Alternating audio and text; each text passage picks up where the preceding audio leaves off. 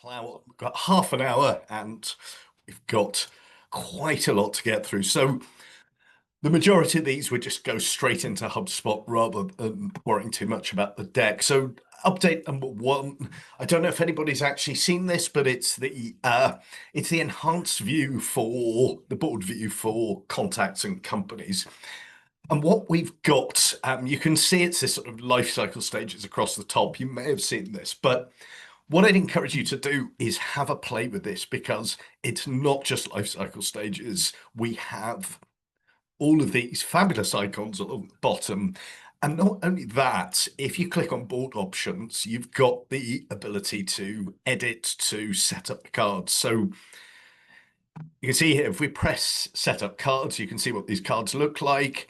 We can edit the properties, we can edit the sections, we can edit the associations, and down at the bottom here, we can edit quick actions. So I might want to create a note, or I might want to create a note, and we're gradually feeding this back to HubSpot. I'd quite like to have the option to call from here, but just something really nice that just kind of brings everything to life a little bit more for people that are using the CRM. So dive into that, see how you go, and obviously all feedback is appreciated. Let us know how you get on. We're going quite fast again because we're doing this new lovely half-hour format. So that's what we've just looked at. We're going to close down the screens that we've been on. So update number two, I love this one. Scoring. We had lead scoring properties. Then they're sunsetting the old version of scoring. We got contact and company scoring back as part of Marketing Hub.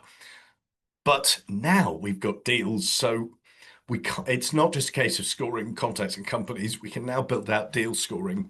There is automated deal scoring going on behind the scenes, which works on the basis of regularity of communication, time since last update. But for companies with different longer deal cycles or different criteria, this is really nice. So we can create a deal score, and it works in exactly the same way. If you haven't worked with the new lead scoring, then I'd encourage you to have a go. But we're basically adding groups of either events. So if you think verbs, things that are happening, you can see there's loads of different events we can build in. We can also add properties. So any data point we're storing against the deal. And actually, you might want to think about, do we need to create additional data points against the deal to make this work better? So really nice. We can also decay the scores. So we're not scoring deals that we've not got a deal that nobody's touched for 6 months that has a really high score. We can build in decay. So deal scoring, have a look, really powerful. And obviously, let's all know how we get on with that. On the subject of scoring, we're going to dive into customer success. For those of you with Service Hub, always nice to be able to score your customers. How healthy are they? Because obviously it costs a lot less to keep a customer than to get a new one. So let's build a health score. And we can do this. It works in exactly the same way. We're going to create a health score. It looks slightly different, but actually we're looking at these groups. So engagement, one-to-one, this will be emails, meetings, if there's no meetings.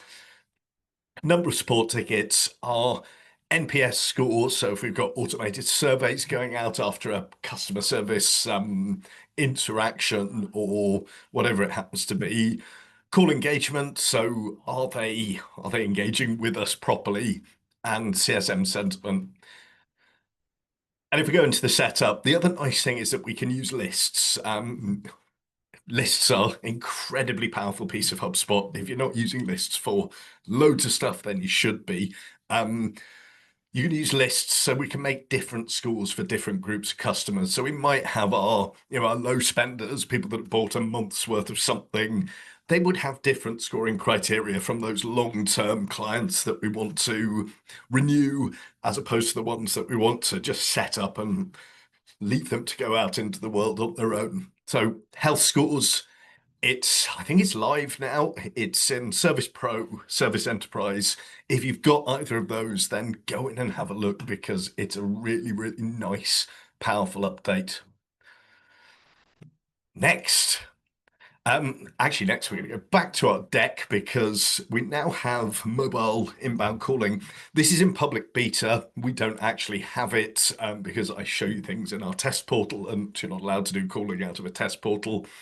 Um, but basically, this just means that your customer service reps who've got a HubSpot inbound number they can actually receive calls on their mobile. Not a huge update, but something that makes a real difference because I think people like to use their mobile phones unless they're over the age of about 25, under the age of 25, in which case when the phone rings, they're absolutely terrified. Sorry for you young people, but there we go. The next update, as we plow through, and we're doing really well for time, is our help desk spaces. So we now have the ability to create different spaces in our help desk, just places where we can assign tickets, we can assign different customers, we can assign different teams. It's part of Service Hub getting bigger and better. It allows us to dynamically organize tickets based on automatic manual team assignment. And it looks like this. So I've created a space. You can see it's in beta, but it is public beta and it's actually sadly an enterprise feature at the moment. But I've created my mean angry customer zone and I've given it an avatar. And you can see here I can use this to look at my mean angry customers. I've also got nice happy customers. Um, and I can click through there and I can see the tickets that are here. So just a nice way for your reps to be able to, if you're having a bad day and you don't want to deal with the angry people, use the spaces. And again, it's visual. So when I'm going in here, it's nice, it's visual. I can see what's going on. So I think this is really nice. If you've got Service Hub Enterprise, give it a go. If you don't, I'm sorry. But consider buying it maybe. Um, the next update that we have, this is actually fast becoming my favorite part of HubSpot, which is the sales workspace. If you're not using it for your sales team, then get in touch with us and we'll help you set it up. It's really, really useful. Everything a salesperson needs and nothing that they don't. The only thing that was missing, and I don't have my calendar connected to this portal, but we used to be able to, we could see our calendar in this space and we couldn't book meetings directly from here before. You'd have to go into a company or a contact deal record to book a meeting. That's all gone away. We can now book meetings directly from here. So it's another little bit of clunkiness that's been taken away. So again, get involved with the sales workspace. You've got, prospects, deals, tasks, um, and now the ability to book meetings, and also, seeing your KPIs. I think probably we've done a couple of webinars on this. So if you are interested in finding out more about the sales workspace, then do get in touch. Update. I don't know what number it is, but this is our next one. This is Service Hub Pro, Service Hub Enterprise, and it's in public beta. Again, I'll get really excited. Use the word again too much. The customer agent can now perform actions in your business. And what this actually means is that we can connect our customer agent to, for example, our invoicing system via the API, and we can actually give our customers, let's say we've got a customer portal and the customer's coming onto a chatbot, they're asking questions.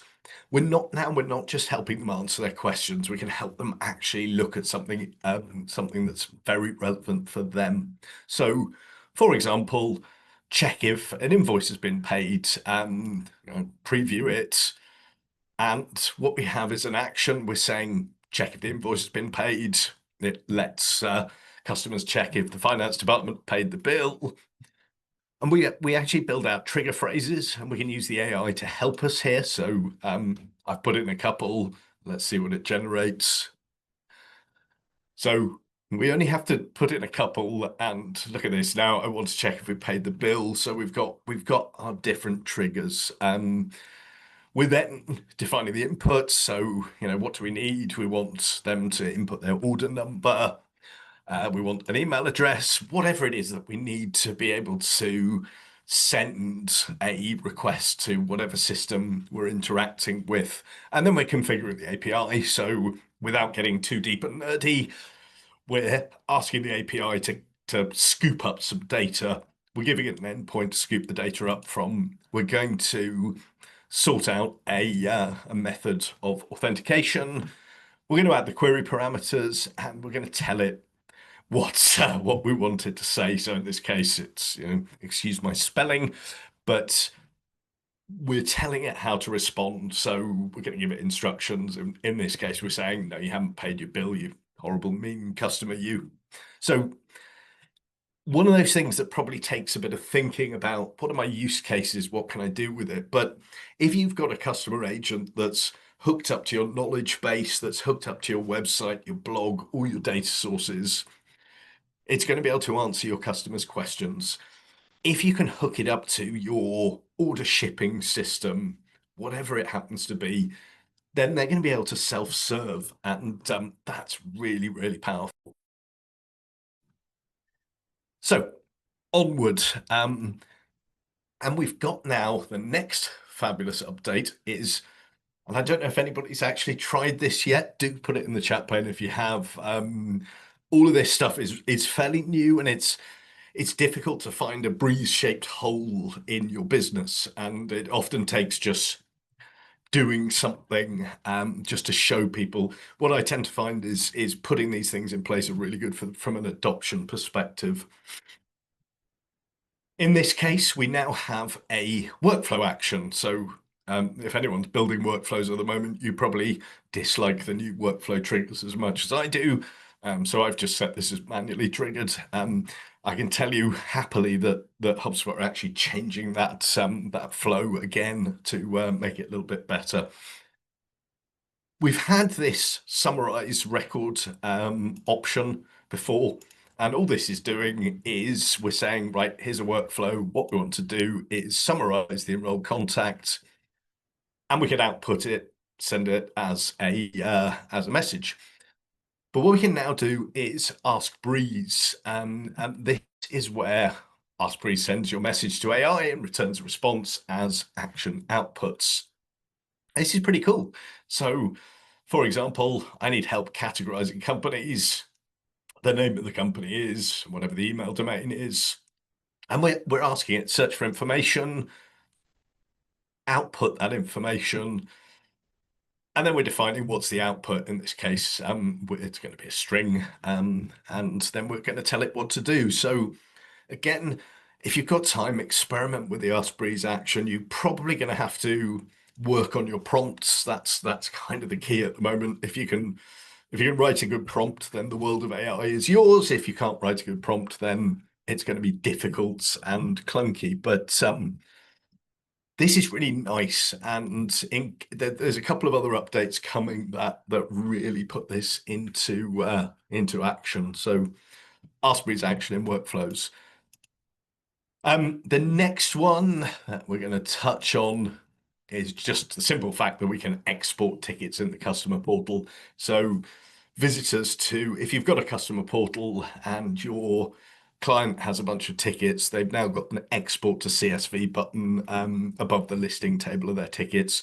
They can download the tickets, and they can work with their ticket data. So, if you've got a client that's raising tickets regularly for whatever reason, and they need to work with that data, then they're able to do so. So it's a simple, quick, little, but again, just another one of these things that just makes HubSpot that little bit more powerful for us and our customers. Apply company branding to invoices. This this is something that probably should have been there forever, but I can't show you this because I don't have it set up. But if you are using invoices, more on that a little bit later. But if you are using invoices in your HubSpot portal as part of Commerce Hub, then you can now apply your company branding to it. So again, little, not that exciting, but makes a big difference. The next one, so I suppose I should ask who's actually been into the security settings of their HubSpot portal. So if you haven't been into your security settings before, then this will just look like something something completely new. But HubSpot have actually reimagined this, and it's a lot more useful, especially if you've got a HubSpot portal with lots of users. So what we can see now is we've got login details. This is really nice that we can configure the allowed login methods. So we can restrict things. There is the option to exempt users, not something I typically advise. But what we tend to see is, the CEO's forgotten his password and he wants to be exempted from two-factor authentication. You can do that from here if that happens. You can configure your SSO, so you can add your Azure ID stuff in there. You can turn on your required 2FA. This is one, if you haven't done, that's well worth addressing. We're going to go into full-on HubSpot admin mode now, but session timeout length, you'll see this is set for 3 days. This is, if you think what happens when your team leaves a computer on a train with all your company data on, how long do you want them to stay logged in for? So go and sort out that setting. You can limit logins to allowed IPs. That's a little bit dicey now that we've got VPNs and we don't know what people's IPs are. But there's just a few nice little things here. And just in case you see this, just to explain, allowing HubSpot employees access to your account. If you switch this off, then tech support probably can't help you. So I'd recommend keeping that on. The other thing we've got is permissions. This is really nice as well. Who are my inactive users? We can manage who's not using 2FA, who's got critical permissions, and one that probably everybody suffers with. There are too many super admins in the account. This is a test account. Everyone's a super admin, but if you've got more than 2 or 3 super admins, then it's probably something to address. So redesigned, much more powerful now. From security, we'll go to we're actually going to go to video and social. So we're in here. We can now manage captions or video captions in the social editor. So here's my new social post. I've got my post here, and you'll see that I can now manage the captions, and I can download the I think it's a VVT file. But this is all the good video editing stuff. So you can see HubSpot's automatically adding captions. I can use the AI to translate. Got various other things I can do. So I've suddenly got, I don't think this is there was probably a bit of an oversight in the first place, but I've suddenly got access to everything I need in my social media tools. So I can add my video, I can add the captions, and I can edit them. Or if I want to upload a different caption file, then I've got the option to do that. VTT file, sorry. So I tell it what language we're going to upload them in, and then we can just make sure that everything's working perfectly. Okay, 9 minutes, and we've got maybe 9 updates left, so we're doing really well. Okay, the next update is again very similar. Actually, it's the ability to access AI-powered video marketing app directly from video pages. So this is a landing page. Actually, was created using the AI completely, and I've randomly embedded a HubSpot video in the middle. It used to be that I'd have to go into the files section and clunk around trying to find the settings, but now we've again exactly the same as we had with our social media. I can just click edit, and as you see, I've now got the ability to optimize, to add captions, see details, and this is really cool. Um, if you've got a long video and you want to clip it up, then you can use the AI to clip it up, and you can create a series of posts rather than just one post. I can clone it, I can remix it. So from here, I could turn one video into blog posts, all sorts of things like that. So really, really nice, powerful, powerful piece of kit, um, worth looking into. Next one, we have, I don't know how many people are using ads. I don't have ads connected to my test portal, so I can't display this, but I have run it on some clients, and basically, depending on the volume of ads that you've got going out, the insights are actually quite useful. It's public beta, so you will have to go into your product updates section. And if anyone doesn't know how to do that, pop it in the chat pane and we'll demo at the end. But if you're using ads, well worth turning it on because it might just give you that little bit of crucial insight, which will help you work out, which channel's working and which isn't. Next one, this has now got live or public beta. We've talked about this before, I think, but that problem where we used to have we had shared deal owners and we had to hack around it, shall we say, by creating multiple user properties. We now have the ability to create a HubSpot user field where multiple users can be selected. So people involved in deal are Bob, Sue, and Nick. It's just one property, and it's quite useful for reporting. It's quite useful for segmentation. Very just nothing substantial in terms of updates, but should be useful for everyone. Next, we have the enhanced deals sidebar experience, and actually, it is quite an experience. We're going back to my favorite place, the sales workspace. You'll see in here we're in deals.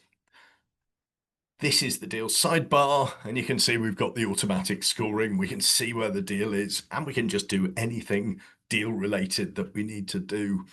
The other nice thing is we can completely customize this sidebar. So look at this. This is the sales workspace customization, which I doubt that many of you have been into. It's all the same sort of customization options, but it's really slick and it's really nice. So if I don't use quotes and I don't use line items, then I can take them off. And I would say watch this space because I expect this to get more and more powerful and more useful to the point where your sales team are saying, I want it, give it to me. The next update we have is the ability to route help desk tickets to Teams. We've previously were only able to assign incoming owners to specific users, but now we can assign it to a team only. So again, small, but just taking away something that people often complained about. Next one, we're getting a little bit faster now. I'm conscious of everybody's time. I don't know how many people are using the data enrichment. It's one of those things that's a little bit hard to work out. Do I need it? Do I not? But if you're using any other data enrichment tool, have a look at what's native. And you can get there via the Breeze tab. So if you go Breeze Overview, and you'll see all the various Breeze things and your agents, and then you have access to your data enrichment. Smart properties are properties that we can build that basically that do something that trigger an enrichment action. So for example, I've got a has HubSpot property. It will check the website and related page of the company to determine if they're using HubSpot. So it's looking for forms, chat widgets, etc. And I can trigger that. The improvement that we've had is that we can now use this in an index view. So you'll see I've got my company view and I've got my Has HubSpot button. And from here, I can actually, what do they do? Where do they put it? They're taking it away. Yesterday I could, there we go, Smart Fill. I thought they'd changed the name from Enrich to Smart Fill.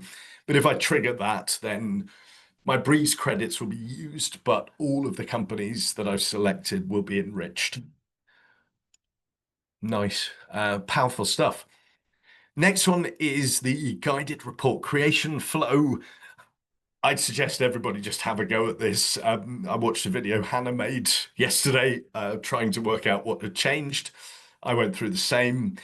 I think it's just a fact that it's a little bit easier to work out what each thing is, and for HubSpot to just take you through a flow to offer you information about how to do things. It's just a little bit nicer. Um, so it takes you through a much more structured process. The next one, this is probably the biggest update now, and I'm surprised. I thought this was going to wait for inbound. Commerce Hub. We now have HubSpot payments available in the United Kingdom and Canada. I don't know if there are any Canadians watching, but you get it too. Um, this has been US only, and I'm noticing this, and I don't think I've ever seen Kyle in a tie. Um, but essentially, what this means is that we can take payments using our HubSpot portal. We can actually use Commerce Hub to take a payment, to create an invoice, take a payment, and actually, if you connect the dots, create a deal, add the line items. When it's signed off, create the invoice, collect the payments. The whole thing just working through HubSpot. Um, so things like you can add a payment link to your meeting link in HubSpot now. So, if you're doing paid discovery or something like that, there's lots of ways you can think about how to use this, but it's something we've been waiting for probably a year, maybe more than a year. So do have a look and jump on board. And the final one, um, is it the final one? Is no, we've got two more 1 minute. Um, Insights into your help desk. We've been in help desk. If you've got Service Hub, you've got this new button to look at today's insights and let it know, because there's AI at work and it's only going to learn if you let it know. And our final one, again, this one's getting a little bit nerdy, but credit. This is an example of this is a webhook. So this is a custom coded workflow, and we can now configure the action rate. In this case, for example, we've got a custom coded workflow that when we know the company reg number of a company, we're going out to credit safe, we're grabbing their credit details. And maybe perhaps we don't want that to happen too much because it's costing us money. So we can now turn on rate limiting here. So how many actions per whatever time, and you've got minutes, hours, and action executions. That takes us to the half hour. It does say ask us anything. I would say if anybody wants to ask a question, then do email it and get in touch.